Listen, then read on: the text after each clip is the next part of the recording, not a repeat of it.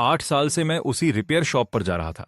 मेरी गाड़ियों की सारी सर्विस और मरम्मत वहीं होती थी। सालाना कमाई 20 लाख से ऊपर थी। मैंने आज तक एक भी पेमेंट नहीं रोकी थी, लेकिन आज नए टायर डलवाने के बाद मैंने फ्रंट डेस्क पर ऐसे ही वाशर फ्लूइड की एक बोतल मांग ली।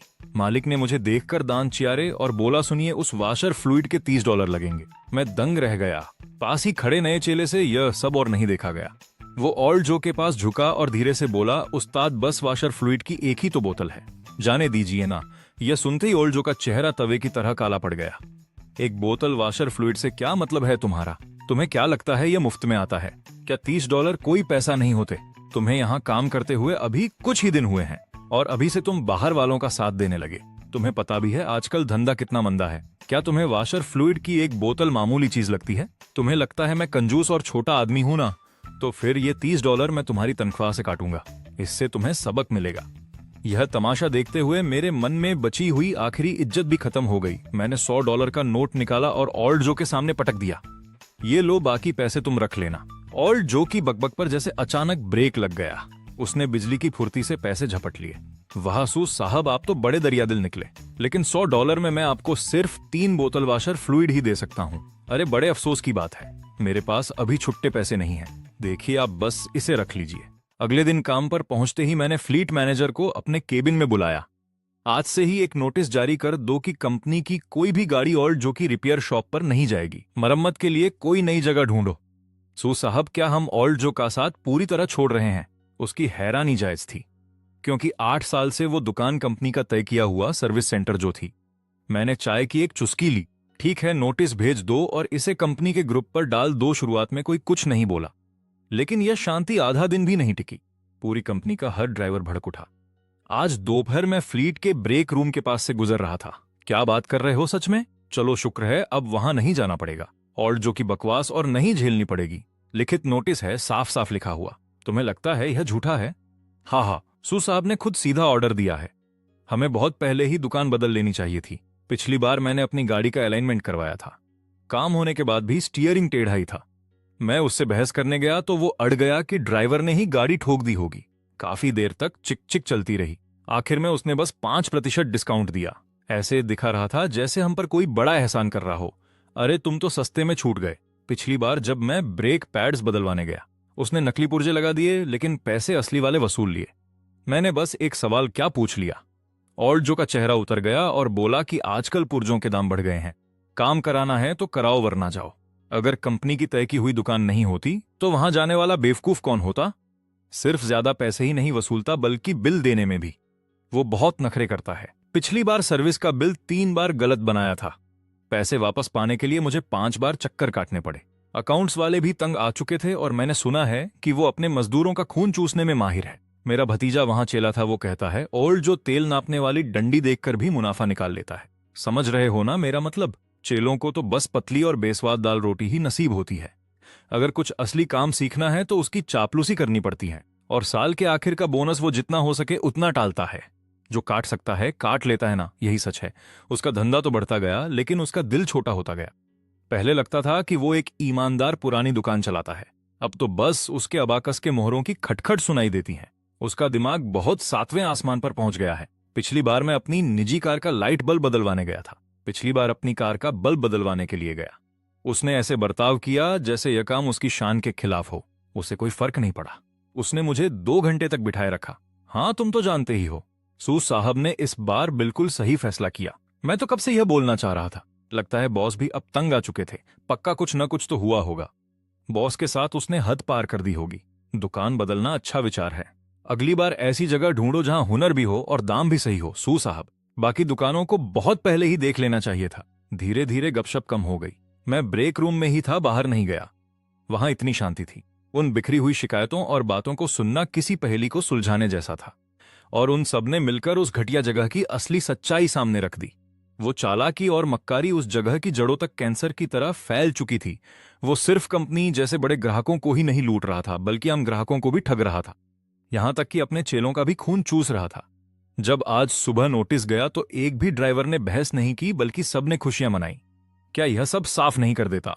अपने ऑफिस वापस आकर दूर दिख रहे ओल्ड जो ऑटो रिपेयर के उस चमकते बोर्ड को घूरते हुए मुझे बस पैसे लेते वक्त उसकी लालची मुस्कान और चेले पर चिल्लाते वक्त उसका कड़वा चेहरा याद आ रहा था। और इसने मुझे 8 साल पहले के उस ईमानदार आदमी की याद दिला दी जो टीन के शेड में तेल से सने हाथों के साथ मरम्मत के बाद गाड़ी धोया करता था। उसने अपनी शराफत का गला घोंट दिया था। 8 साल का समय एक रिपेयर शॉप को टीन के शेड से 3 मंजिला सेंटर बनाने के लिए काफी था, और एक इंसान को खून चूसने वाली जोंक में बदलने के लिए भी। मैंने बस $100 नीचे फेंके थे। शायद मुझे ना जाने कितने ही सैकड़ों रुपयों का चूना लगा होगा, लेकिन कम से कम इसने मेरी आंखें तो खोल दी कि ये लोग असल में क्या हैं। कम से कम अब से कंपनी की दर्जनों गाड़ियों को मेरी पुरानी आदत की वजह से वो अपमान नहीं सहना पड़ेगा, और ना ही भेड़ों की तरह लूटा जाना पड़ेगा। रही बात उस खस्ताहाल दुकान और पैसों के लालची ओल्ड जो की, तो उसने अपना रास्ता खुद चुना और अपना धंधा खुद बर्बाद किया। चीनी नए साल के तुरंत बाद कंपनी को योजना के अनुसार 10 तारीख से काम शुरू करना था। 9 तारीख की सुबह ओल्ड जो के संदेशों की जैसे बाढ़ आ गई। नया साल मुबारक हो साहब, आपको नए साल की ढेर सारी शुभकामनाएं। नए साल में आपकी कंपनी की गाड़ियां दौड़ती रहें और खूब दौलत बरसे। कल 10 तारीख है, उन गाड़ियों की सर्विस का वक्त फिर से आ गया है। हमेशा की तरह मैंने आपके लिए जगह खाली रखी है। मुझे पता है आप प्रोजेक्ट्स में बिजी होंगे, इसलिए मैंने लिस्ट पहले ही बना ली है। यह सब उन गाड़ियों के स्टैंडर्ड मेंटेनेंस शेड्यूल के हिसाब से है।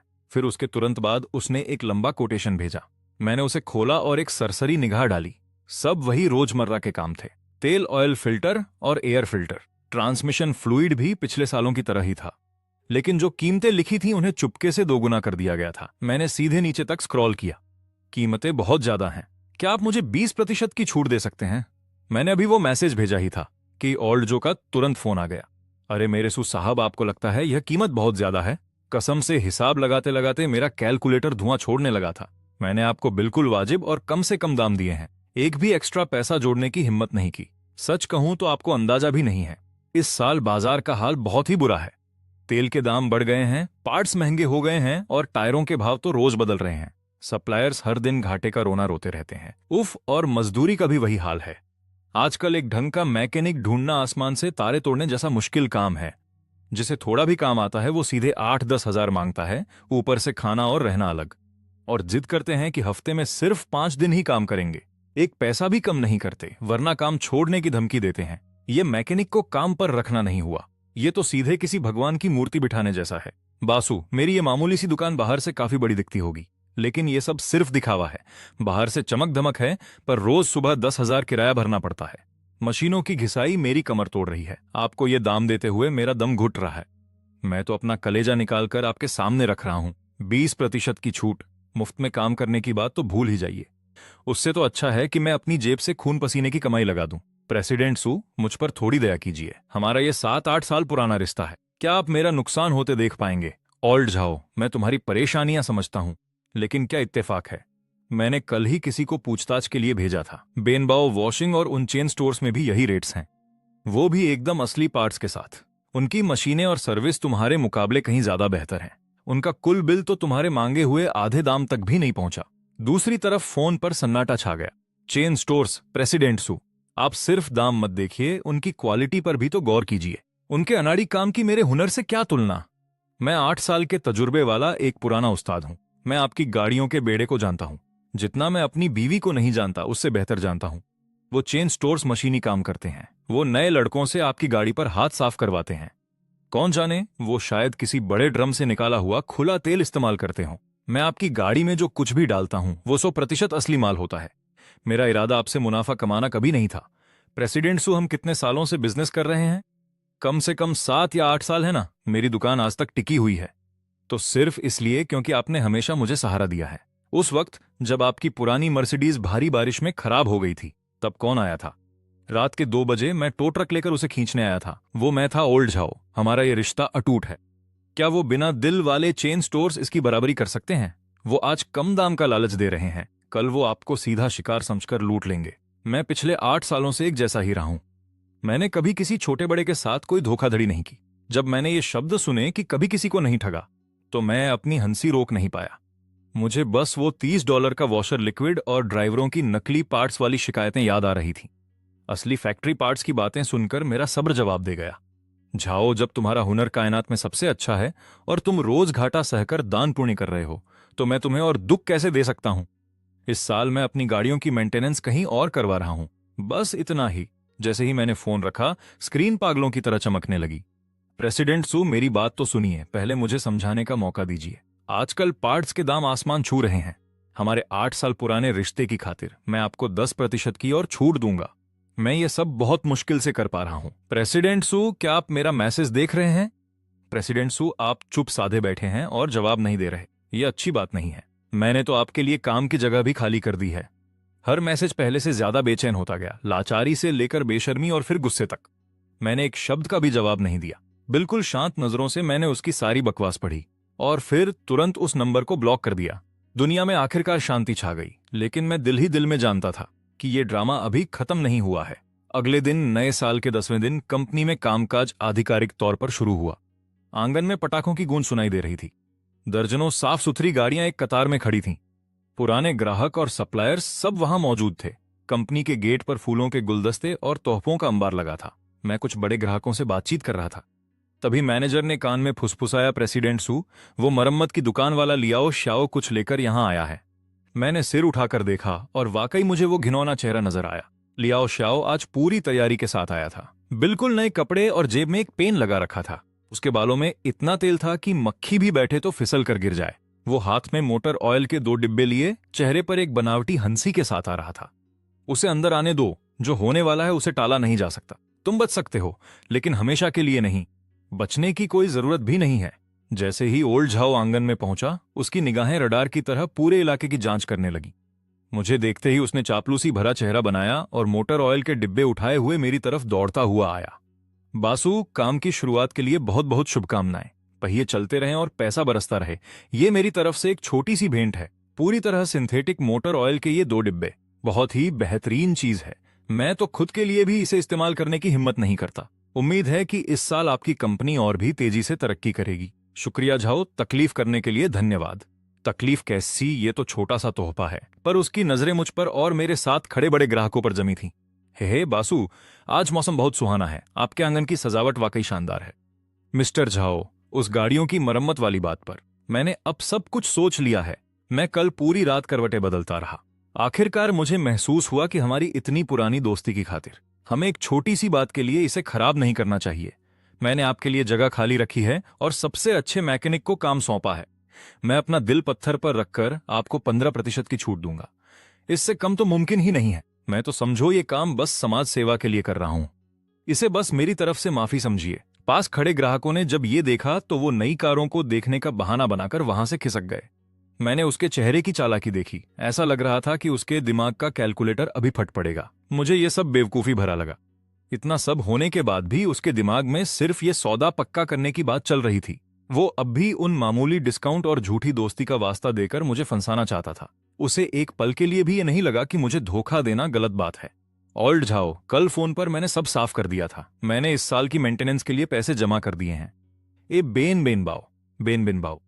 बासु, क्या आप मेरा मजाक उड़ा रहे हैं? वो चेन स्टोर्स बस सजावट दिखाकर लोगों को बेवकूफ बनाते हैं। उनमें हमारी दुकान जैसा भरोसा और समर्पण नहीं है, कीमत के लायक। उसका चेहरा गुस्से से एकदम लाल हो गया। बासु, आपकी ये हरकत अब हद से बाहर जा रही है। हम 8 साल से साथ में काम कर रहे हैं और आपने मुझे ऐसे ही छोड़ दिया। मुझे संभलने का एक मौका तक नहीं दिया। मैंने पूरे दिन आपके लिए अपनी जगह खाली रखी थी। मेरे लड़कों ने दूसरे काम छोड़ दिए ताकि वो आपकी सेवा कर सकें। मेरा जो पूरे दिन का नुकसान हुआ है उसका क्या?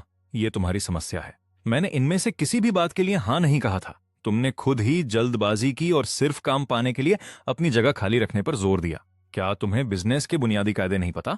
उसकी आंखें फटी की फटी रह गईं। उसने कभी नहीं सोचा था कि मैं इतनी कड़वी बात कह दूंगा। आसपास तमाशबीन लोगों की भीड़ जमा होने लगी थी। कर्मचारी और ग्राहक सब अपनी जगह रुक गए। खामोश, वो हम दोनों को घूर रहा था। बूढ़े शाह ने चारों ओर देखा। उसे एहसास हुआ कि सबकी नजरें उसी पर टिकी हैं। उसके चेहरे की चर्बी फड़कने लगी। सालों के लाड़ प्यार से उपजी वो पुरानी अकड़, ऊपर से सरेआम बेइज्जत होने की वो जिल्लत। इस सबने उसके दिमाग की कोई नस पूरी तरह से झकझोर दी। हसीऊ, मैंने तुम्हें इज्जत दी और तुमने ठुकरा दी। 8 साल तक मैंने तुम्हें सोने का अंडा देने वाली मुर्गी की तरह पाला। तुम्हें सबसे अच्छा तेल दिया। हमेशा तुम्हारे लिए सबसे महंगा तेल बचा कर रखा। तुम्हारी गाड़ियों की सर्विस सबसे पहले की मेरी दुकान के बिना। तुम्हारा ये कबाड़ कब का खराब हो चुका होता। अब जब तुम्हारी कंपनी बढ़ गई है तो तुम्हारे पर निकल आए हैं। अब उन बड़ी दुकानों के तलवे चाटने चले हो। तुम पूरे नमक हराम हो। एक नंबर के एहसान फरामोश, जेब में 2 टके क्या आ गए। तुम आखिर खुद को समझते क्या हो? बूढ़े शाओ, जबान संभाल के बात करो। जबान संभालू मैं अभी सब साफ साफ बता देता हूं। तुम्हारी गाड़ियों के उस जत्थे की मरम्मत मेरी ही दुकान पर होगी। मैंने पूरा दिन एक सर्विस भी खाली रखा। मेरा मैकेनिक दिन भर बिना किसी काम के इंतजार करता रहा। तुम्हें उस नुकसान की पूरी भरपाई करनी होगी, वरना आज मैं तुम्हारा ये उद्घाटन समारोह तहस नहस कर दूंगा। पूरे अहाते में हंगामा मच गया। कर्मचारी हक्के बक्के होकर एक दूसरे को देख रहे थे। ग्राहक तेवर चढ़ा रहे थे। सुरक्षा गार्ड मुख्य दरवाजे से दौड़ते हुए आए। बूढ़ा शाओ आखिर में हार मान गया। चलो इसका फैसला करते हैं। पहली बात तो ये कि तुम वहां सिर्फ इसलिए आए क्योंकि वो पास था, क्योंकि वो तुम्हारे लिए आसान था। अपनी पीठ खुद मत थपथ पाओ। ऐसी बातें मत करो जैसे तुमने मुझ पर कोई बहुत बड़ा एहसान किया हो। इन 8 सालों में मैंने तुम्हारी दुकान पर 20 लाख से ज्यादा खर्च किए हैं। हर महीने के आखिर में मैंने नकदी में हिसाब चुकता किया। ये सिर्फ एक व्यापार था। पैसे के लिए काम किया। किसी का किसी पर कोई उधार नहीं है। दूसरी बात, तुम कहते हो कि सबसे अच्छी जगह हमेशा मेरे लिए बची रहती है। पिछले साल कड़कती गर्मी में मेरी एक गाड़ी खराब हो गई थी। मुझे उसे फौरन ठीक करवाना था। मैंने तुमसे एक जगह खाली करने को कहा। तुमने कहा कि वो पहले से ही किसी लग्जरी कार वाले के लिए बुक है, तो तुमने मुझे दुकान के बाहर धूप में तपने के लिए छोड़ दिया। आखिर में मुझे अपने मैनेजर से कहकर 3 गुना ज्यादा पैसे देने पड़े। तब जाकर तुमने बेदली से आधी जगह खाली की, और तुम इसे कहते हो कि वो हमेशा मेरे लिए बची रहती हैं। तीसरी बात, तुम कहते हो कि सबसे महंगा तेल हमेशा मेरी गाड़ियों के लिए होता है। अभी पिछले महीने मेरी वैन की सर्विस के बाद इंजन से आवाज आने लगी। तेल की रसीद देखी तो लॉट नंबर ही गलत थे। बाद में तुम्हारे अपने छोटे चेले ने मुझे चुपके से बताया कि उस दिन गोदाम में असली तेल खत्म हो गया था। तुमने उसकी जगह कोई सस्ता और घटिया तेल डाल दिया। वो पुरानी बात। तुम्हें सच में लगता है कि मैं वो सब भूल गया हूं? कुछ पुराने ड्राइवर पागलों की तरह सिर हिलाकर सहमति दे रहे थे। जाहिर है उन सबको ये सब याद था। रही बात उन बड़ी दुकानों की जी हुजूरी करने की, कम से कम वहां हर चीज की कीमतें साफ लिखी होती हैं। वाइपर का पानी तो वो मुफ्त में देते हैं। मैं अपना नुकसान कभी किसी ग्राहक पर नहीं डालूंगा, और मैं कभी भी सबके सामने अपने ही चेले को नहीं दुत्कारूंगा, वो भी महज $30 की पानी की बोतल के लिए। और इसके अलावा भाड़ में जाओ। एक ऐसा ग्राहक जिसके साथ मैंने 8 साल काम किया, ऐसी ओछी हरकत। जैसे ही ये शब्द निकले, बूढ़े शाओ का चेहरा रंग बदलने लगा। पहले गुस्से से लाल, फिर डर से सफेद, और आखिर में एकदम राख जैसा स्लेटी पड़ गया। तुम बकवास कर रहे हो। मैंने कभी दाम नहीं बढ़ाए। वो वाइपर का पानी बाहर से मंगवाया हुआ खास माल है। उसकी लागत ही $20 से ज्यादा है। उसने बात घुमाने की कोशिश की, पर उसका हौसला पस्त हो चुका था। तुम अच्छी तरह जानते हो कि उस सस्ते पानी की असली कीमत क्या है। तुम्हारे दिमाग में ये बात बिल्कुल साफ है। और नकली ब्रेक पैड्स को असली बताकर बेचने का क्या?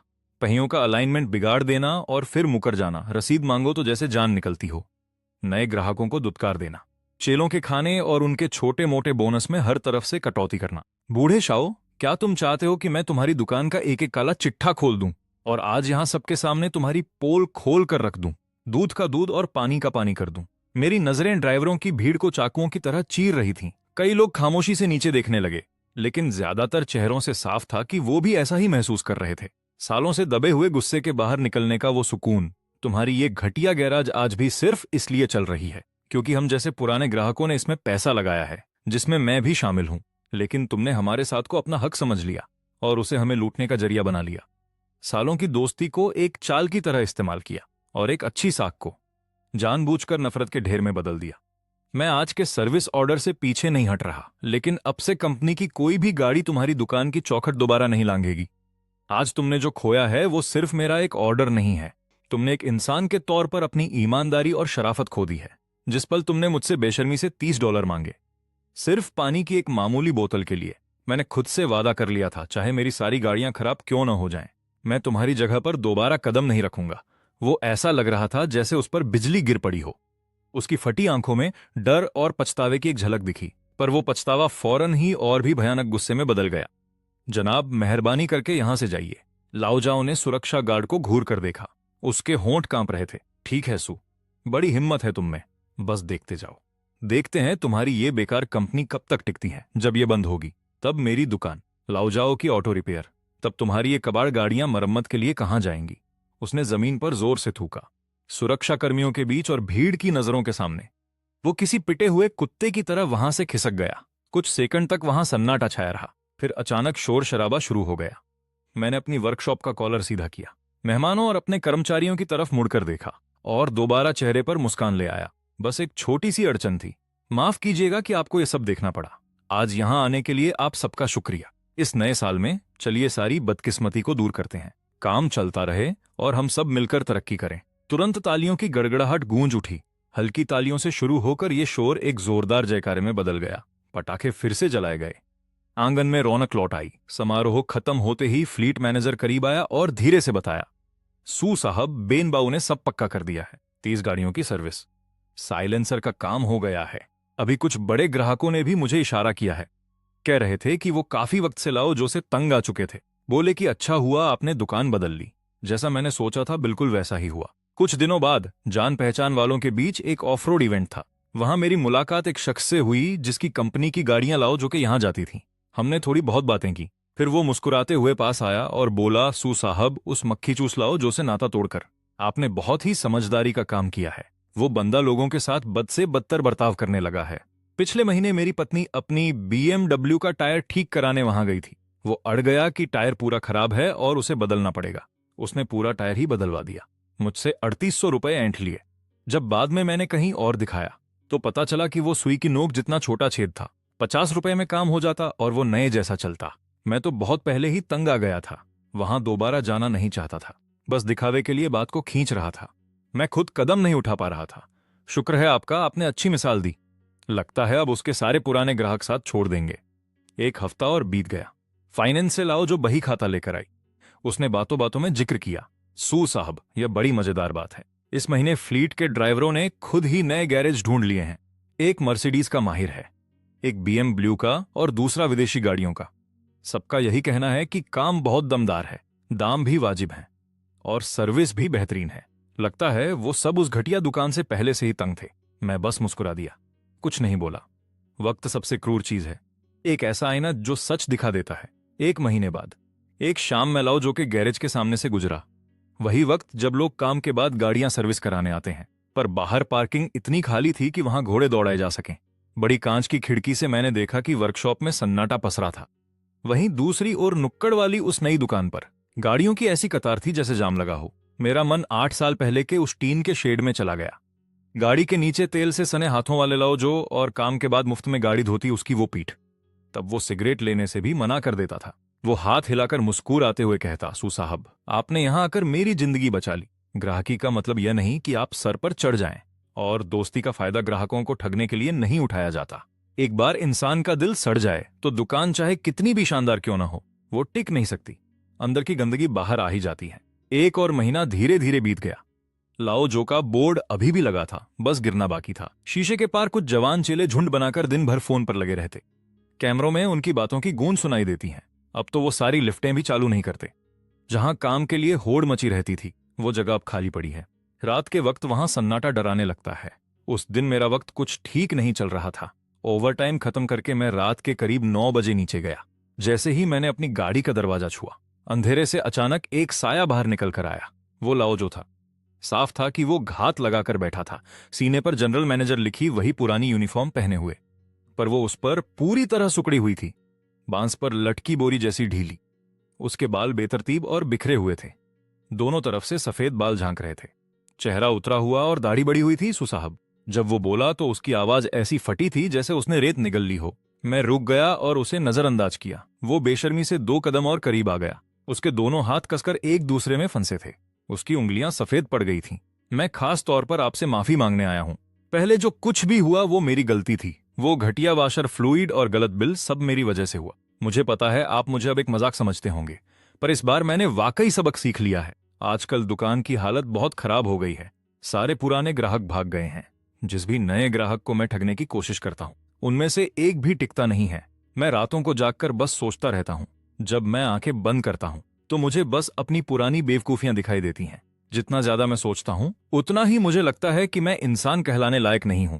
एहे, मैं अंधा हो गया था जो आपसे और हर गाड़ी वाले से गद्दारी की, और वो भी वाशर फ्लूइड की एक मामूली $31 की बोतल के लिए।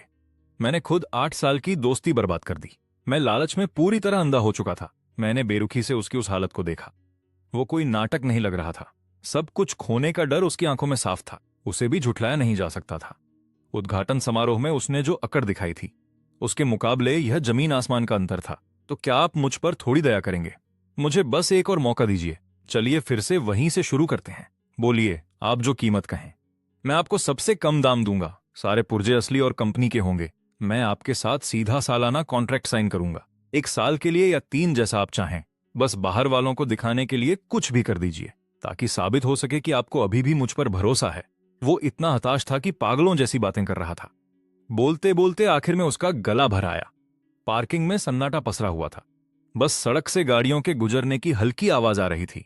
सुनो लाओजो, तुम्हें पता है तुम्हारी इस खटारा दुकान की जड़ में असली सड़न क्या है? वो ज्यादा दाम वसूलना नहीं है, ना ही वो घटिया काम है, और ना ही वो वाशर फ्लूइड। बात यह है कि तुमने ग्राहकों की इज्जत करना छोड़ दिया है, और तुम मजदूरों को इंसान नहीं समझते। तुम वाशर फ्लूइड के चंद रुपयों के लिए गिर गए, पार्ट्स के मुनाफे में बेईमानी करते हो, यहां तक कि काम के लिए जगह खाली करने के भी एक्स्ट्रा पैसे लेते हो, और तुम्हें लगता है कि ये सारा पैसा तुम्हारी ही जेब में जाना चाहिए। हम जैसे पुराने ग्राहकों का तुम खून चूसना चाहते हो, पर दोस्ती को ऐसे मिट्टी में नहीं मिलाया जाता। वफादारी तो ये थी कि हम दूर से घूम कर आते थे, ताकि सिर्फ तुमसे ही मरम्मत करवा सकें। यह तब की बात है जब तुम बर्बाद होने वाले थे। हमने तुम्हें बचाने के लिए सर्विस के पैसे पहले ही दे दिए थे, इसलिए नहीं कि तुम उसे हमारे खिलाफ एक हथियार की तरह इस्तेमाल करो। यह सरासर इमोशनल ब्लैकमेल है। लोगों को सोने का अंडा देने वाली मुर्गी समझना बंद करो। तुम तो अपने चेलों के साथ भी बहुत बेरहम हो। तुम उनके खाने पीने तक में कटौती करते हो। लानत है तुम पर, तुम उनकी तनख्वाह तक रोक लेते हो। छोटी छोटी बातों पर सबके सामने उन्हें बुरी तरह जलील करते हो। तुम्हें लगता है कि तुम मालिक हो और उन्हें पैसे देते हो, तो तुम्हें उन्हें कुत्तों की तरह कुचलने का हक मिल गया है। लेकिन उनमें से कोई भी लोहे का नहीं बना है। यहां उनके साथ कचरे जैसा बर्ताव होता है। तो वो काम में दिल कैसे लगाएंगे? मालिक से लेकर मैकेनिक तक इस दुकान में सिर्फ लाच और नफरत की बू आती है। भला कौन यहां पैसे देकर जलील होने के लिए आएगा? तुम आज रात यहां आकर मगरमच्छ के आंसू बहा रहे हो। ये तुम्हारी बर्बादी की उल्टी गिनती है। तुम इस वक्त पूरी तरह घबराए हुए हो। क्या तुम नहीं हो? लेकिन अगर तुम्हारी वो दुकान चल रही होती, तो क्या तुम्हें लोगों को लूटना गलत लगता? बिल्कुल नहीं। तुम्हें कोई फर्क नहीं पड़ता। उसने झटके से अपना सिर ऊपर उठाया। उसका चेहरा आंसुओं से भीगा हुआ था। उसकी वो धूर्त आंखें जो हमेशा चालें चलती रहती थीं, अब उनमें कोई चमक नहीं थी। बस एक खाली सा पछतावा और हार मान लेने वाली बेबसी नजर आ रही थी। मिस्टर सू, मैं सच में खुद को बदल लूंगा। वो अब भी बहाने बनाने की कोशिश कर रहा था, पर उसकी आवाज इतनी कमजोर थी कि हवा का झोंका भी उसे उड़ा ले जाए। तो जाओ और बदलो, पर मेरा नाम इस्तेमाल करने की जरूरत नहीं है। और ये मत सोचना कि तुम ऐसी बातों से मेरा काम दोबारा पालोगे। अपने भले के लिए कुछ अच्छे कर्म करो। उन बदकिस्मत चेलों के लिए जो अभी तक तुम्हारी दुकान छोड़कर नहीं भागे हैं, और उन बेचारे ग्राहकों के लिए जो अनजाने में तुम्हारी दुकान पर कदम रखेंगे। कोई दुकान चलेगी या नहीं, ये पूरी तरह इस बात पर निर्भर करता है कि मालिक का दिल सोने का है या पत्थर का। जब नीयत ही खराब हो जाए तो इज्जत मिट्टी में मिल जाती है। अगर तुम में थोड़ा भी जमीर होता तो सड़क किनारे की एक मामूली दुकान पर भी लोगों की भीड़ लगी रहती। तेल के डिब्बों से एक एक पैसा निचोड़ने के बारे में सोचना बंद करो। मैं और अपना वक्त बर्बाद नहीं करना चाहता। मैंने गाड़ी की रफ्तार बढ़ाई और वहां से निकल गया। पीछे देखने वाले शीशे में वो अपनी जगह पर बुत बना खड़ा रहा। धीरे धीरे वो एक छोटे से बिंदु में बदल गया। 2 हफ्ते बीत गए और एक दिन मैं झाओ की दुकान के पास से गुजरा। मैंने देखा कि वो तड़क भड़क वाला सुनहरा बोर्ड आखिरकार उतार दिया गया है। कुछ मजदूर वहां नई मशीनें और सामान ला रहे थे, और दरवाजे के ऊपर एक नया लाल रंग का बोर्ड लग चुका था। वो 3 मंजिला ऑटो सेंटर, जिस पर झाओ को बहुत घमंड था, अब पूरी तरह से एक चेन स्टोर को बिक चुका था। उद्घाटन वाले दिन मेरा वहां से गुजरना हुआ। मैं अपनी गाड़ी धुलवाने के लिए वहां रुक गया। नई मैनेजर 40 साल की एक स्वस्थ सी महिला थी। उसके चेहरे पर हंसी थी। वो पुराने ख्यालात की बहुत सुलझी हुई इंसान लग रही थी। उसने बहुत ही तेजी से गाड़ी धोई और उसे अंदर बाहर से चमका दिया। मेंबरशिप कार्ड के साथ सिर्फ 19 रुपए 99 पैसे। उसने गाड़ी धोते समय ही विंडशील्ड का लिक्विड भी डाल दिया। बस उसे भर दिया, कोई पैसा नहीं लिया। गाड़ी धुलने का इंतजार करते वक्त मैंने उस महिला से थोड़ी बातें की। उसने बताया कि वो पुराने मालिक के ही गांव से है। सुना है कि ये दुकान अब और नहीं चल पा रही थी, इसलिए इसे बेचा जा रहा था। तो उसने कुछ पैसे जोड़ गांठ कर एक बड़ी कंपनी के साथ मिलकर इसे खरीद लिया। पुराना मालिक झाओ वैसे वो बुरा आदमी नहीं था। जवानी में वो बहुत मेहनती और ईमानदार था, पर पैसा आने के बाद उसके सिर पर घमंड सवार हो गया। उसके दिमाग में सिर्फ चालाकियां भरी रहती थीं। वो अपने पुराने ग्राहकों को सिर्फ लूटने का जरिया समझने लगा था, और उसने अपने मजदूरों को भी बेहाल कर दिया था। जब मैंने ये दुकान संभाली तो झाओ पूरी रात खाली दुकान में बैठकर सिगरेट पीता रहा। वो बहुत रोया और उसने मेरे सामने अपना गुनाह कबूल किया। उसे सबसे ज्यादा दुख उस मामूली विंडशील्ड लिक्विड की बोतल का था, जिसकी वजह से उसने अपना 7-8 साल पुराना गहरा रिश्ता हमेशा के लिए खो दिया। झाओ ने कहा कि बात उन 30 रुपयों की बिल्कुल नहीं थी।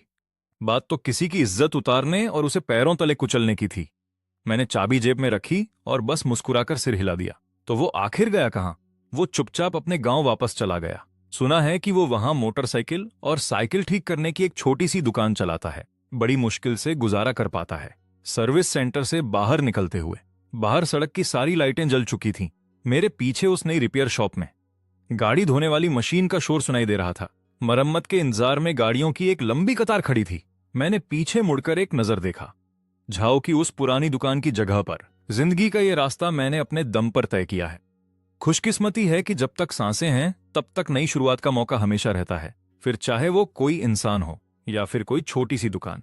लेकिन जो दोस्ती हम अपने हाथों से तोड़ देते हैं वो इंजन ऑयल में गिरे पानी की तरह होती है, जो सब कुछ तबाह कर देती हैं, जिसे फिर कभी ठीक नहीं किया जा सकता। शायद यही कर्मों का सबसे सही इंसाफ है। जिस दिन मैंने वो शहर छोड़ा, झाओ अपने साथ ढंग के औजार तक नहीं ले जा सका। ऐसा नहीं था कि वो ले जाना नहीं चाहता था, बल्कि सप्लायर्स का कर्ज चुकाने में सब कुछ चला गया। वो 8 साल पुरानी 3 मंजिला दुकान, जैसे एक बहुत बड़ा सपना जो अब टूट चुका था। जब ये सब खत्म हुआ तो उसने ना सिर्फ अपनी एक एक पाई खो दी, बल्कि अपने साथ अपमान और बदनामी का बोझ भी ले गया। वो चुपके से अपने गांव लौट गया, चिंगशुई कस्बा। उस दिन हल्की बूंदाबांदी हो रही थी। मौसम बहुत ठंडा और उदास था। न तो वहां उसकी सेवा करने वाले चेले थे और न ही कोई उसे मालिक कहकर पुकारने वाला था। बस एक कीचड़ भरी सड़क और ईंटों का एक पुराना टूटा हुआ घर। जिंदा रहने के लिए उसने अपनी आखिरी जमा पूंजी निकाली और सब्जी मंडी के पास एक छोटी सी दुकान खोल ली, जिसका छप्पर भी टेढ़ा था, जहां वो साइकिल के टायर पंचर लगाता था। वो शुरुआती दिन उसके लिए किसी नरक से कम नहीं थे। सुबह 5 बजे अलार्म की आवाज किसी मौत की घंटी जैसी लगती थी। घर की ठंडी हवा और नमी उसकी हड्डियों तक को कंपा देती थी। झाओ के वो हाथ जिनसे वो कभी महंगी विदेशी गाड़ियां ठीक किया करता था, वो हाथ जिनसे उसने हमेशा बड़े बड़े बिल साइन किए थे, अब वो बर्फ जैसे ठंडे साबुन के पानी में डूबे रहते थे। उसके हाथ किसी लाल गाजर की तरह सूज गए थे। जिस दिन उसने पहली बार टायर खोलने की कोशिश की, वो बुरी तरह थककर वहीं जमीन पर ढेर हो गया। उसके चेहरे पर इंजन ऑयल और आंसुओं का मिलाजुला दाग लग चुका था। वो अब भी दांत पीसते हुए सबको कोस रहा था, प्रेसिडेंट सू को, सप्लायर्स को और उन सभी गाड़ी मालिकों को जिन्होंने उसका साथ छोड़ दिया। बस मेरा ये बुरा वक्त गुजर जाने दो। जब मेरे पास काफी पूंजी जमा हो जाएगी तो मैं फिर से अपनी जगह बनाऊंगा और इससे भी बड़ी दुकान खोलूंगा। वो पंप में तेल डालते हुए मन ही मन बोला। उसने कड़वाहट के साथ ये सोचा, लेकिन हकीकत ने जल्द ही उसके चेहरे पर एक जोरदार तमाचा जड़ दिया। छोटे कस्बे में गाड़ियां सुधारने का मतलब था एक एक पैसे के लिए तरसना। एक टायर का पंचर लगाओ तो 5 रुपए मिलते, ब्रेक केबल बदलो तो 10 रुपए। सुबह से रात तक कमर तोड़ मेहनत करने के बाद मुनाफे में बस कुछ मुट्ठी भर पैसे ही हाथ आते। रात को दुकान बढ़ाते वक्त लाउजाओ मध्यम रोशनी के नीचे बैठता है। टिन के डिब्बे से तेल लगे और मुड़े तुड़े नोट बिस्तर पर उंडेलता है और एक एक करके उन्हें सीधा करते हुए गिनता है। पैसे गिनते समय उसकी वो पुरानी मक्कारी फिर से जाग उठी, जो कुछ दिनों से एक जहरीले सांप की तरह सोई हुई थी। ये बहुत बुरा है, ये सब कब खत्म होगा? लाउजाओ उन पैसों के ढेर को घूरता रहता है। उसके चेहरे के हाव भाव धीरे धीरे बदलने लगते हैं। ये वो आदत थी जो 8 साल तक दुकान चलाने के बाद उसके स्वभाव में बस गई थी। उसके मन में यह बात साफ थी कि अगर व्यापार में सिर्फ ईमानदारी और हुनर पर भरोसा किया तो आप दुनिया के सबसे बड़े मूर्ख हैं। असली मुनाफा तो उन चोर रास्तों से निकलता है जो किसी को दिखाई नहीं देते। अगली दोपहर जब वो सामान लेने निकला तो उसके कदम अपने आप पुरानी पहचान वाली जगह की तरफ मुड़ गए। ब्रांडेड सामान की दुकान जहां कीमतें बहुत ज्यादा थीं, उसे छोड़कर वो किसी अनजान खिंचाव में बाजार के सबसे संकर हिस्से में चला गया, जहां पुराने पुर्जों की एक दुकान थी जिस पर कोई बोर्ड भी नहीं था। सेठ, इन ब्रेक पैड्स के कितने पैसे लोगे? पुराने पुर्जे हैं पर हालत अच्छी है, इन्हें छांट लो और थोड़ा साफ कर लो तो नए जैसे लगेंगे। तुम नए ग्राहक लगते हो, इसलिए सबसे कम दाम लगाऊंगा। 5 रुपए की एक जोड़ी सिर्फ 5 रुपए, जबकि असली ब्रांडेड सामान 40 रुपए की एक जोड़ी आती है। ये तो गजब का मुनाफा है। लाउजाओ का दिल जोर से धड़का, लेकिन फिर भी उसके मन में थोड़ी हिचकिचाहट थी। ये तो बहुत ज्यादा घिस चुके हैं, क्या ये सुरक्षित होंगे? लगाते समय थोड़ा पेस्ट लगा देना, ब्रेक से थोड़ी आवाज तो आएगी ही, पर इसमें क्या बड़ी बात है? हंसी आती है। कस्बे के ये लोग जो इलेक्ट्रिक स्कूटर चलाते हैं, 5 रुपए का पंचर लगवाने में रोते हैं और उम्मीद करते हैं कि उन्हें महंगे सिरेमिक ब्रेक पैड्स मिलेंगे। बस गाड़ी रुकनी चाहिए और क्या चाहिए। ये बात उसे बिजली की तरह लगी और लाउजाओ के मन का बचा कुचा डर भी पल भर में खत्म हो गया। जब वो बड़े शहर में अपनी दुकान चलाता था तो एक टायर के 3800 रुपए वसूलता था। सस्ते पुर्जों को असली बताकर बेचना उसने पहले भी ये सब किया था, यहां तक कि वाइपर के पानी की बोतल के भी कुछ ज्यादा पैसे ले लेता था। लोग फिर भी पैसे देते हैं। दुनिया में बेवकूफों की कमी नहीं है। ये जगह कितनी खराब है तुम्हें पता है। धंधा बहुत मुश्किल है, समझ रहे हो ना? किराया, बिजली और सामान का खर्चा, हर एक चीज खून चूसने वाली है। अगर उसे अपनी किस्मत बदलनी है तो वो शरीफ बनकर नहीं रह सकता। 50 पैसे और कम करो। बात सिर्फ ब्रेक पैड्स की नहीं थी, उसने टायर जोड़ने वाली गोंद भी बदल दी। पहले वो अच्छी कंपनी की जल्दी सूखने वाली गोंद इस्तेमाल करता था, अब उसने किसी घटिया और सस्ती गोंद का इस्तेमाल शुरू कर दिया। गोंद का एक ही डिब्बा वो बार बार इस्तेमाल करता जब तक कि वो काली और झागदार न हो जाती। वो फिर भी उसे नहीं बदलता, और पंचर लगाने का काम भी वो बस ऊपर ऊपर से कर देता। बेहद घटिया काम। देखने में लगता कि पंचर जुड़ गया है, पर कुछ दिनों बाद ही हवा फिर से धीरे धीरे निकलने लगती। इन ओछी चालों की वजह से दुकान का मुनाफा रातों रात दोगुना हो गया। टिन के डिब्बे में पैसों का बढ़ता ढेर देखकर लाओ जाओ के चेहरे की सारी थकान जैसे गायब हो गई। पंचर लगाते हुए भी उसके होठों पर वो पुरानी मक्कारी भरी मुस्कान लौट आई थी। इस दुनिया में बेवकूफों की कोई कमी नहीं है। ईमान की आखिर कीमत ही क्या है? लेकिन वो अपनी सबसे बड़ी गलती भूल गया। ये छोटा सा कस्बा कोई बड़ा शहर नहीं है। बड़ा शहर एक विशाल समंदर की तरह होता है। अगर आपने एक ग्राहक को धोखा दिया तो वहां और भी बहुत से लोग मिल जाएंगे। वहां ग्राहकों का आना जाना लगा रहता है। शहर में अगर कोई ठगा जाता है तो वो बस दुकान बदल लेता है और दोबारा कभी नहीं लौटता। लेकिन ये कस्बा छोटा है जहां सबकी आबादी कुछ हजार ही है, और यहां हर कोई एक दूसरे को जानता है। यहाँ की हर गली और हर दुकान पड़ोसियों से जुड़ी हुई है, और यहाँ रिश्तों का एक गहरा जाल बुना हुआ है। यहाँ कोई भी बात छिपी नहीं रहती, और यहाँ लोग गलतियों को माफ भी नहीं करते। उस दिन सुबह सुबह सर्दियों की धुंध अभी पूरी तरह छंटी नहीं थी। कुछ लोग लाओजाओ की दुकान पर पंचर लगवाने और हवा भरवाने के लिए इंतजार कर रहे थे। हवा भरने वाली मशीन शोर कर रही थी। लाओजाओ जोर लगाकर टायर बाहर निकाल रहा था। उसके चेहरे पर वही पुरानी बनावटी मुस्कान थी। तभी लाल जैकेट पहने एक भारी भरकम आंटी भीड़ को चीरते हुए आगे आईं। कस्बे के पूर्वी हिस्से की आंटी ली अपनी ऊंची आवाज के लिए मशहूर थी, और वो पूरे मोहल्ले की खबरों का मुख्य केंद्र भी थी। अगर सब्जी खरीदते समय कोई उन्हें 10 पैसे भी कम दे तो वो चौराहे पर खड़ी होकर 3 दिन तक हंगामा कर सकती हैं। मिस्त्री जी, मेरे पिछले टायर की हवा फिर से निकल गई है, जरा देखो तो क्या इसमें फिर से पंचर हो गया है। रुकिए आंटी ली, मैं अभी इसे देखता हूं। लाओजाओ ने फुर्ती से पिछला पहिया निकाला, उसे पानी के टब में डाला और बुलबुले उठने लगे। बुलबुलों की एक बारीक धार ठीक उसी जगह से निकल रही थी जहां उसने पिछली बार पंचर लगाया था। उसी जगह से हवा निकल रही है। मैं इसे फिर से ठीक कर देता हूं। लाओजाओ जैसे ही गोंद लगाने वाला था, आंटी ली ने झपट्टा मारकर पहिया पकड़ लिया। ठहरो ठहरो जरा। मिस्त्री जी, आपने पिछले महीने भी इसी जगह पंचर लगाया था, तो ये फिर से क्यों लीक होने लगा? आंटी ली, बात को समझिए। पंचर लगाने के बाद कोई ये गारंटी नहीं दे सकता कि ये हमेशा टिकेगा। सड़क पर कांच के इतने टुकड़े पड़े होते हैं, दोबारा पंचर होना तो आम बात है। लाओजाओ का दिल घबरा गया, लेकिन उसने अपने चेहरे पर मुस्कान बनाए रखी। बकवास बंद करो। मैं इस साइकिल को सिर्फ सब्जी लाने के लिए इस्तेमाल करती हूँ, और वो भी बिल्कुल पक्की सड़क पर। वहां कांच के टुकड़े भला कहां से आएंगे? तुम्हें क्या लगता है तुम मुझे बेवकूफ बना लोगे? आंटी ली का गला गुस्से से और ऊंचा हो गया। वहां अपनी बारी का इंतजार कर रहे बाकी लोग भी करीब आ गए। लाओजाओ शर्मिंदा सा दिखने लगा। वो कोई बहाना बनाने ही वाला था। तभी सांवले रंग का एक आदमी भीड़ को हटाते हुए अंदर आया। ओ लाओजाओ, अपनी ये हरकतें बंद करो। जरा ये ब्रेक पैड्स देखो जो तुमने मुझे लगा कर दिए थे, खुद ही देख लो। उसने घिसे हुए ब्रेक पैड्स को जमीन पर दे मारा। वो पैड इतना घिस चुका था कि सिर्फ उसकी लोहे की प्लेट बची थी। उसकी घर्षण वाली परत अजीब सी काली पड़ चुकी थी। जब उसने उंगली से खुरचा तो वो पाउडर बनकर झड़ने लगी। आज मैं रास्ते में ही था। जब मेरे ब्रेक फेल हो गए, मैं तो बस एक बड़े ट्रक के नीचे आने ही वाला था। मैं इसे कस्बे के दूसरे हिस्से वाले पुराने मिस्त्री के पास ले गया। उसने बताया कि ये किसी पुरानी और कबाड़ गाड़ी से निकाला हुआ पुर्जा है। तुमने मुझे ये कचरा बेच दिया, क्या तुम मुझे मारना चाहते हो? जैसे ही उसने ये कहा, वहां मौजूद भीड़ भड़क उठी। जो कुछ लोग वहां अपनी मरम्मत का इंतजार कर रहे थे, उनके तेवर तुरंत बदल गए। कुछ लोग तो अपनी गाड़ियां लेकर तुरंत वहां से जाने लगे। दूसरों ने अभी अभी लगवाए हुए पुर्जे वापस दुकान के काउंटर पर फेंक दिए। लाओजाओ का चेहरा सफेद पड़ गया और पल भर में उसे ठंडे पसीने आने लगे। उसे उम्मीद नहीं थी कि इस कस्बे के पुराने मिस्त्री की नजर इतनी पारखी होगी। उसने एक ही नजर में उसकी पोल खोल कर रख दी। घबराहट में उसने फिर से अपने पुराने रौब को दिखाने की कोशिश की, वो बदतमीजी वाला रवैया, ताकि भीड़ को डरा सके। भाई, तुम जो चाहे खा सकते हो, पर मुझसे कुछ भी बकवास नहीं निकाल सकते। ये बिल्कुल असली सामान है जो मैं बड़े शहर के बड़े सप्लायर से लेकर आया हूं। पुर्जे कितने महंगे हैं तुम्हें अंदाजा भी नहीं है। मैंने एक पैसा भी नहीं कमाया। तुम झूठ बोलकर मेरी साख बिगाड़ रहे हो। साख? तुम साख की बात कर रहे हो? सब लोग इधर देखो। कूड़े के इस ढेर को ये ब्रेक पैड बता रहा है। ये तो साक्षात मौत का सामान है। जाओ उस्ताद, तुम कबाड़ के पुर्जे लगाकर लोगों को लूट रहे हो। तुमने अपना जमीर कुत्तों को बेच दिया है। मैंने पहले भी सुना था। शहर की दुकान में तुमने लोगों को इतना लूटा कि तुम्हें वहां से दुम दबाकर भागना पड़ा। क्या यह सच नहीं है? तुम बकवास कर रहे हो। तुम्हारी हाथ उठाने की हिम्मत कैसे हुई? घूंसा लगते ही ओल्ड झाओ लड़खड़ाकर पीछे गिरा और साबुन के पानी का तसला उलट गया। वो कीचड़ में गिरकर बेहद लाचार लग रहा था। वो पत्थर दिल ठग खतरनाक पुराने पुर्जों के साथ रंगे हाथों पकड़ा गया था। और अब भी लड़ने की हिम्मत दिखा रहे हो? सब लोग आकर देखो, ये कितनी बेशर्म दुकान है। तभी कहूं कि पिछली बार टायर का पैच 3 दिन में ही क्यों जवाब दे गया। बेशर्म कहीं का। उसकी सूरत देखकर ही लगता था कि वो इंसान ठीक नहीं है। इस बाजार से निकल जाओ।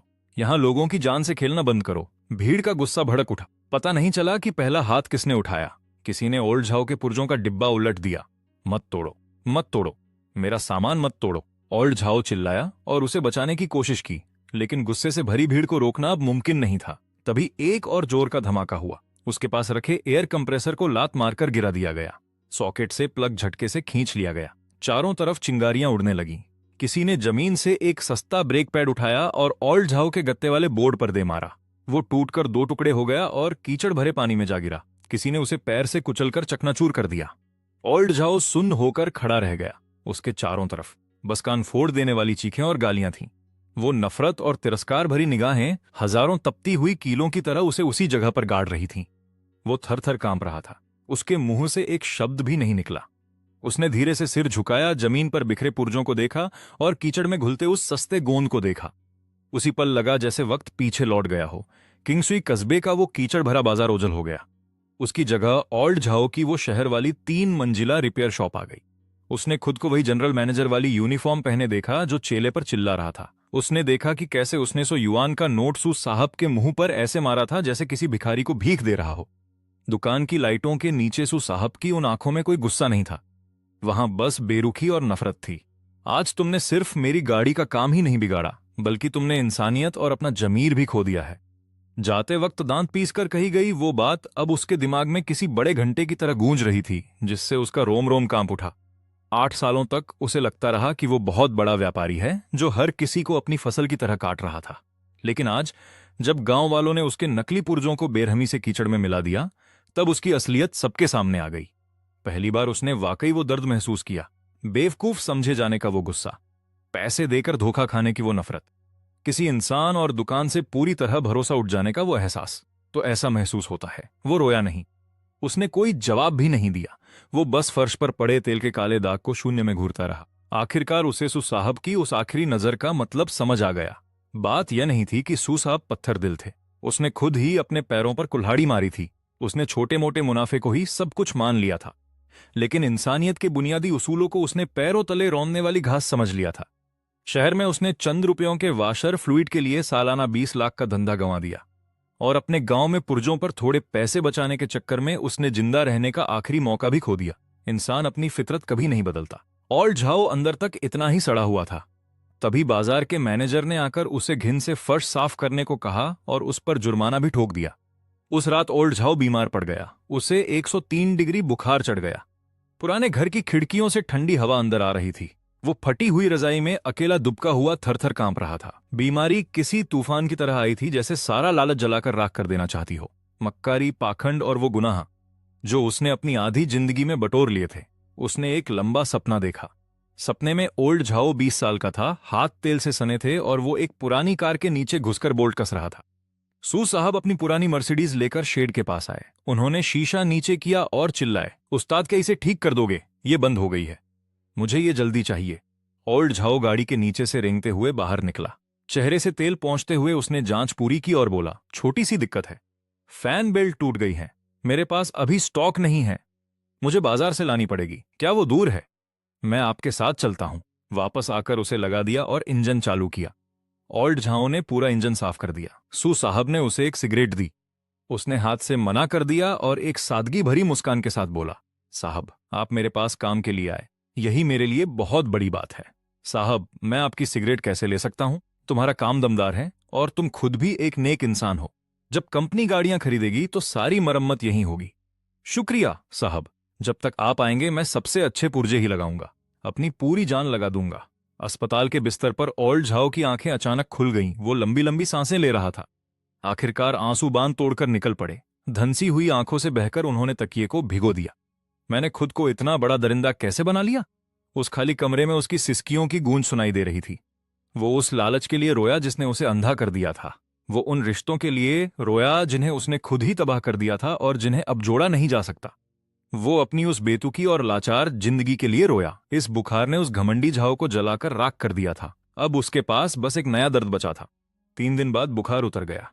ओल्ड झाव बिस्तर से उठा। उसका पूरा शरीर सुकड़कर एक सूखी लकड़ी जैसा हो गया था। वो भागा नहीं और ना ही वो उस कबाड़ वाली दुकान पर वापस गया। सुबह के 5 बजे पूरा किंगशुई कस्बा खामोश पड़ा था। ओल्ड झाओ कड़ाके की ठंड में अपनी रेहड़ी धकेलता हुआ कस्बे के इकलौते पुर्जों के डीलर के पास पहुंचा। वहां दुकान का मालिक अलमारियां साफ कर रहा था।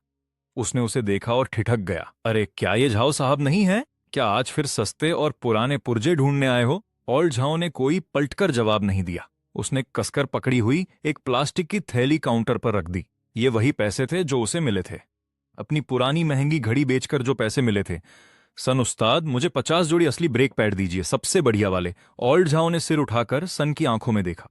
मुझे पता है मैं पहले कैसा इंसान था, अब मैं अपनी जिंदगी बदलना चाहता हूं। सन उस्ताद, जो थोक का भाव है वही लगाइए, एक पैसा भी ज्यादा नहीं और एक पैसा कम भी नहीं। सन, उसकी आंखों में वो चमक देखकर हैरान रह गया। उसने अपना चश्मा उतारा और अलमारी के सबसे पीछे से कुछ डिब्बे निकाले। वो असली पुर्जे थे जिन पर सुरक्षा कोड छपे थे। उस सुबह ओल्ड झाओ की दुकान फिर से सज गई। मेज इतनी साफ थी कि उसमें अपना चेहरा देख सकते थे। पार्ट्स पारदर्शी डिब्बों में सलीके से रखे थे और उन पर दाम लिखे थे। पहले दिन कोई नहीं आया। पड़ोसी दूर से फुसफुसाते और रास्ता बदलकर निकल जाते। ओल्ड झाओ को गुस्सा नहीं आया और न ही वो परेशान हुआ। जब रात हुई, उसने उस एयर पंप को बार बार पहुंचा जो पूरे दिन खाली पड़ा रहा था। दूसरे दिन भी दुकान पर कोई नहीं आया। वो फिर भी सुबह जल्दी दुकान लगाता और एक एक करके असली ब्रेक पैड सजाता। आधे महीने बाद एक सुबह आंटी ली अपना पुराना स्कूटर लिए वहां से गुजरी। दूर से ही असली रबर की एक अलग सी महक आने लगी थी। आंटी ली रुक गईं। उनकी नजर दुकान पर पड़ी। असली ब्रेक पैड्स की वो कतार जिस पर नकल रोकने वाले कोड लगे थे। फिर उनकी नजर सलीके से रखे गए असली इनर ट्यूब्स पर पड़ी। ओल्ड झाओ अपने औजार ठीक कर रहा था। आंटी ली को देखते ही उसने अपने कपड़ों से हाथ पोंछे। उसने टायर निकाला, पानी में चेक किया, उसे घिसा और एक असली पैच लगा दिया। उसने उस पर दर्जन भर से ज्यादा बार रोलर घुमाया। आंटी ली को अब पूरा यकीन था। मैं गारंटी देता हूं कि जब तक ये कबाड़ नहीं हो जाती, ये कभी लीक नहीं होगी। उसने उसे हवा में लहराया। अगर ये दोबारा लीक हुई तो मैं ओल्ड झाओ आज ही अपनी ये दुकान तोड़ दूंगा और हमेशा के लिए चिंगशुई कस्बा छोड़कर चला जाऊंगा। आंटी ली ने एक शब्द भी नहीं कहा। उन्होंने टायर को दबाकर देखा। उन्हें थोड़ा यकीन था और थोड़ा शक। वो स्कूटर पर बैठकर चली गईं और फिर वापस आईं। उन्होंने अपनी जेब से 5 सिक्के निकाले और उन्हें काउंटर पर रख दिया। मेरा अगला ब्रेक भी थोड़ा ठीक कर दो, वो थोड़ा ढीला है। ओल्ड झाओ उन 5 सिक्कों को देखता रहा। उसकी आंखों में अचानक आंसू भर आए। उसने एक लंबी सांस ली और अपने आंसुओं को पी गया। उसने फुर्ती से अपना पाना उठाया। बिल्कुल हो जाएगा, बस 1 मिनट दीजिए, बस होने ही वाला है। दिन पानी की तरह बीतते गए। किसी ने माफ करने का दिखावा नहीं किया, पर उसकी दुकान पर फिर भीड़ लगने लगी। सब जानते थे कि झाओ के ब्रेक पैड्स सबसे अच्छे और असली होते हैं। झाओ के ठीक किए हुए टायर साल भर तक कभी लीक नहीं होते थे। झाओ जो तेल डालता था उसमें कभी कोई मिलावट नहीं होती थी। उसने फिर कभी बहुत ज्यादा मुनाफा नहीं कमाया। वो सुबह से लेकर रात तक मेहनत करता था। खर्च काटकर एक टायर ठीक करने पर उसे सिर्फ 2 युआन मिलते थे। सर्दी फिर से आ गई। एक सुबह जल्दी चिंगशुई कस्बे में भारी बर्फबारी हुई। ओल्ड झाओ दुकान के सामने अपने छोटे से स्टूल पर बैठा था। खाली वक्त में उसने टिन के डिब्बे से सारे सिक्के बाहर निकाले। 1 युआन, आधा युआन और कुछ छोटे सिक्के। वो पुराने लकड़ी के तख्ते पर बिखरे हुए थे। ठंड की वजह से उसके हाथ फटे हुए थे। उसके नाखूनों में ग्रीस जमी थी। अब उस पुराने झाओ का कोई नामोनिशान नहीं था। पर जब उसने एक एक करके उन सिक्कों की ढेरी बनाई तो उसके हाथ बहुत कोमल थे। वो बहुत ही शांत और स्थिर लग रहा था। उसने अपने हाथों में मुड़े हुए नोटों को देखा और अचानक खामोशी से हंस पड़ा। उसे शहर के उस 3 मंजिला सर्विस सेंटर की याद आई। उसे मरम्मत के उन भारी भरकम बिलों की याद आई और प्रेसिडेंट सू को उस मर्सिडीज में जाते हुए देखने की याद भी। तेल में गिरा पानी कभी वापस नहीं निकाला जा सकता। उसकी किस्मत में अब पूरी जिंदगी इसी कीचड़ में रहना लिखा था, इन छोटे छोटे सिक्कों को जोड़ते हुए। ठंडी हवा के झोंके के बीच उसने तेल की महक वाली हवा में गहरी सांस ली, अपने सीने में दिल की धड़कन को महसूस करते हुए। उसे अब कभी रात के अंधेरे में दरवाजा खटखटाने वालों से डर नहीं लगता था।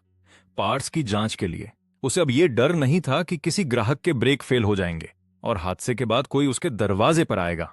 उसे अपने गुनाहों के बुरे सपनों की वजह से अब जागना नहीं पड़ता था। 2 yuan, 3 yuan, 5 yuan. Old Zhao अपने आप से बुदबुदाया और सावधानी से उन सिक्कों को टिन के डिब्बे में रख दिया। सवेरा होने ही वाला था। दूर किसी गली से बर्फ साफ करने वाली झाड़ू की आवाज आई। वो खड़ा हुआ और अपने कपड़ों से गंदगी झाड़ी। उसने एयर कंप्रेसर चालू किया और रोज की चहल पहल का इंतजार करने लगा। ये पैसा बहुत कम है और मेहनत का है, पर यह ईमानदारी का है। 3 साल बाद फिर से नया साल आया। मैं छुट्टियों के लिए अपने गांव वापस जा रहा था। जब मैं चिंगशुई से गुजरा तो मैं खास तौर पर वहां रुकने के लिए मुड़ा। झाओ ने पहले जिक्र किया था कि श्याओ जुन उससे मिलने गांव गया था। श्याओ जुन ने बताया कि ओल्ड झाओ अभी भी कस्बे में गाड़ियां ठीक कर रहा है। उसकी वो छोटी सी दुकान अब एक बड़ी दुकान बन चुकी थी। उसके बोर्ड पर अब कुछ और शब्द लिखे थे। मैंने सब्जी मंडी के बाहर गाड़ी खड़ी की और दूर से उस दुकान को देखा। बगल में छोटे अक्षरों में लिखा था, यहां सिर्फ असली ब्रेक पैड्स मिलते हैं। दुकान एकदम साफ थी और पूरी दीवार पर औजार टंगे हुए थे। पार्ट्स को सलीके से अलमारियों में रखा गया था। हर डिब्बे पर उसकी कीमत लिखी हुई थी। एयर कंप्रेसर बिल्कुल नया था और टायर बदलने वाली मशीन भी। भले ही वो पुरानी थी पर उसे चमका कर रखा गया था। ओल्ड झाओ एक पुराने स्कूटर का ब्रेक केबल बदल रहा था। वो बहुत दुबला हो गया था। उसके बाल सफेद हो चुके थे और उसकी कमर भी थोड़ी झुक गई थी, पर उसके हाथ अब भी स्थिर थे। वो जो भी पेंच कसता उसे अच्छी तरह से चेक जरूर करता। मास्टर झाओ, पिछली बार वाले ब्रेक पैड्स बहुत अच्छे थे, शुक्रिया।